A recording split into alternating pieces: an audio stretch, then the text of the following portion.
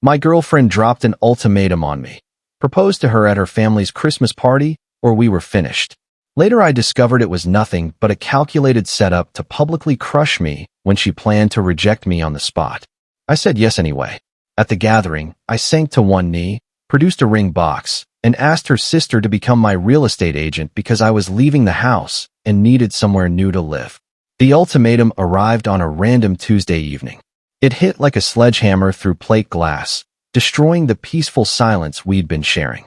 My partner of 2 years, Laura, killed the TV, planted herself in front of me, and folded her arms.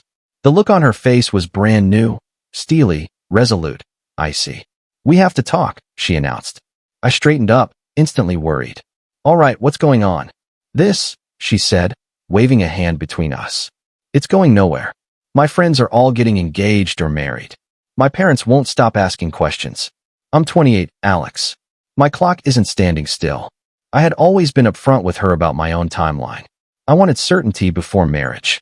Yes, I loved her, but certain habits of hers made me hesitate. Her fixation on how things looked to outsiders, her endless hunger for likes and comments, the sharp tongue she used about people the moment they left the room. I genuinely believed those were growing pains, not core defects. I was dead wrong. "Laura, we've discussed this," I said as gently as I could. "I'm not quite ready to propose right now. Maybe another year." "No," she snapped, cutting me off. "Not another year. Now. Our big Christmas Eve party at my parents' house is 2 weeks away. That's when I want it. On one knee, in front of everybody. A moment they'll all remember. If you can't give me that, we're through. I'll have my bags packed the day after Christmas." I sat there stunned. A forced public proposal as an ultimatum was already insane, but staging it at her family's holiday party? It felt less like romance and more like extortion. The house we lived in was mine alone. I'd bought it years before we met. Our money had stayed mostly separate, yet she enjoyed a very comfortable lifestyle under my roof. The threat of her leaving should have panicked me. Instead, it just sounded like a business transaction gone sour. I tried to reason with her, explaining that a coerced proposal was the opposite of what either of us should want for a lifetime commitment. She refused to listen. It was the party or nothing. She stormed off to bed furious, leaving me on the couch reeling. The truth came out 3 days later from the last person I expected, her older sister, Sarah. Sarah was Laura's polar opposite, reserved, practical, allergic to theatrics. She had built a successful real estate career through grit and long hours, qualities Laura seemed to consider optional. Sarah and I had always clicked. We shared the same quiet eye roll whenever Laura went into full diva mode. She called and asked me to meet her for coffee, sounding shaken. When I arrived, she looked exhausted. She admitted she'd debated staying silent, but decency won. The previous night, she'd been at their parents' house and accidentally overheard Laura on the phone in her childhood bedroom. Door cracked open, cackling with her best friend Megan. Laura was practically bragging. She was sick of waiting for me to step up, and she'd already been seeing some other guy on the side for a month. Her master plan? Force the public proposal, reject me dramatically in front of the entire family, and walk away as the empowered woman who finally ditched the desperate loser. Megan was apparently shrieking with excitement and promised to film every second of my humiliation for posterity.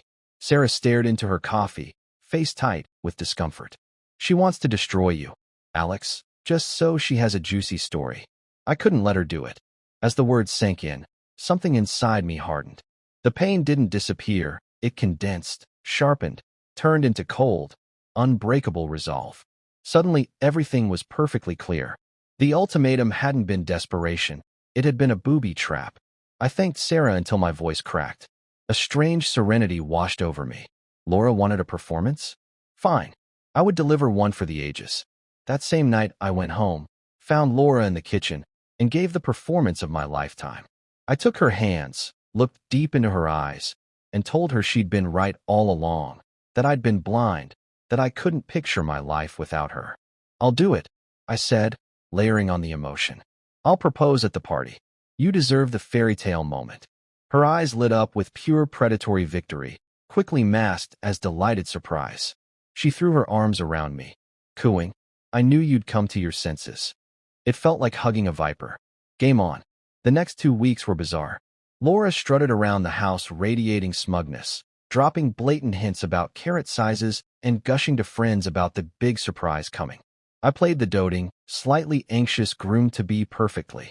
Meanwhile, I moved like a covert operative, secured a new apartment, signed the lease, booked movers, quietly boxed everything that was truly mine, clothes, paperwork, sentimental items, and shuttled it all to a storage unit. Then I sat Sarah down and laid out my counterplan in full. I asked if she'd be willing to play her role.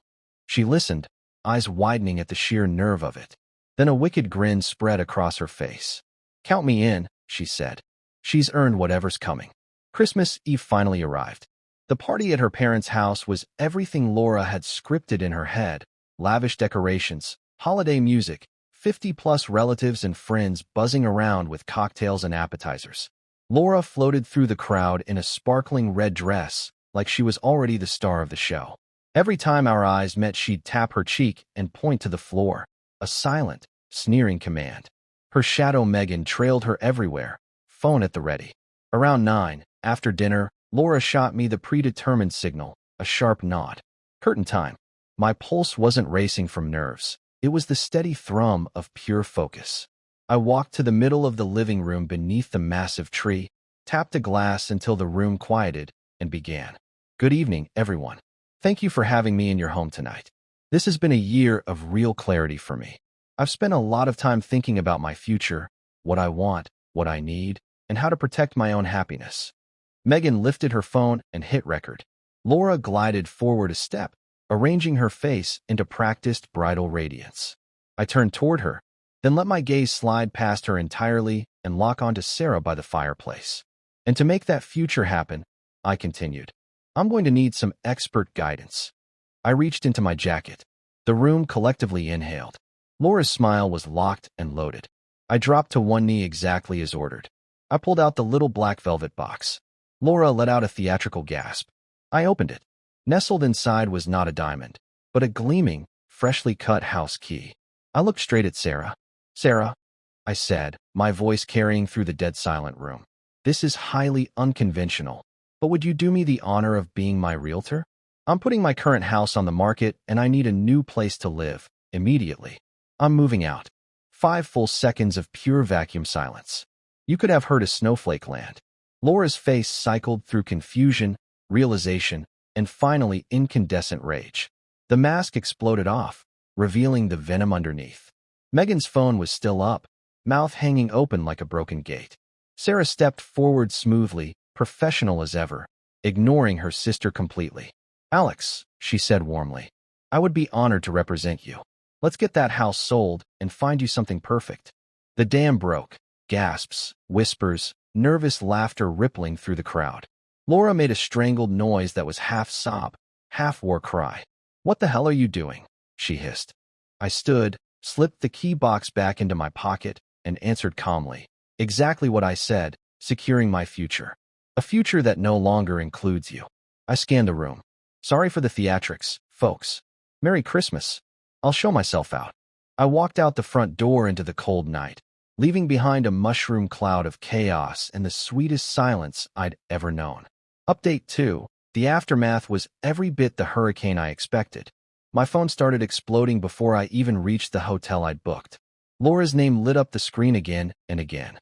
Texts that began with capital letter fury and descended into threats and name-calling. I read 3, then blocked her. Nothing left to say. Next came her parents. Her mom, Carol, called on Christmas Day using the classic wounded mother voice. "Alex, I'm just so disappointed in you. To embarrass Laura like that in our own home, in front of everyone. It was cruel and immature." I stayed ice calm. "Carol, did Laura happen to mention why I did it? Did she tell you she was planning to reject me on camera for social media clout? That Megan was ready to film my humiliation? I was handed an ultimatum that was actually a trap. I simply refused to play the victim." Long pause. "She was upset. She probably said things she didn't mean. She meant every word, and she was bragging about it. I'm sorry the scene played out in your house, but I will not apologize for protecting myself." Carol muttered something about me being cold-hearted and hung up. The following weeks were pure logistics. Sarah turned out to be an absolute powerhouse agent. We walked through my house, took photos, signed listing agreements. Watching her work confirmed I'd chosen the right teammate. Laura had left mountains of stuff behind. I refused to speak to her directly, so Sarah sent a formal email on my behalf, giving her 3 weeks to schedule a supervised move out. No keys, someone present at all times. The reply didn't come from Laura. It came from an attorney. A pompous letter demanding I halt the sale, claiming Laura had equitable interest because of her substantial contributions and emotional investment, plus $50,000 for pain and suffering. Sarah and I read it together and howled with laughter. My name alone was on the deed and mortgage from years before Laura existed in my life. Her contributions amounted to occasional grocery runs. Her emotional investment had been plotting my public execution. On Sarah's recommendation, I hired a shark of a lawyer.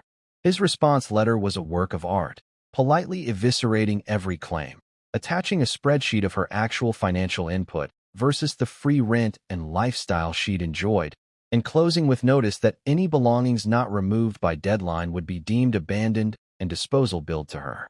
Best of all, social media. Laura and Megan tried the wounded victim route with cryptic posts about betrayal and monsters. They forgot 50 people had witnessed the whole thing. Word spread. Someone, still unknown, leaked Megan's video. Laura's expression collapsing from triumph to horror became local legend. The poor, heartbroken girl narrative imploded overnight. Final update. 4 months have now passed since that Christmas Eve. Laura's legal threats vanished the moment her lawyer saw reality. She showed up the week before deadline with her mother in a rented truck. I stayed in the kitchen, silent. They hauled boxes in a thundercloud of resentment. As they left, her mom muttered, "I hope you're proud of yourself." I simply nodded. I was. The house went under contract in days, closed above asking, all thanks to Sarah. I wrote her commission check and added a fat bonus. She tried to refuse. I wouldn't let her. "You didn't just sell a house," I told her. "You saved me when it counted." Our partnership has quietly turned into a real friendship. The family member I was apparently supposed to find all along.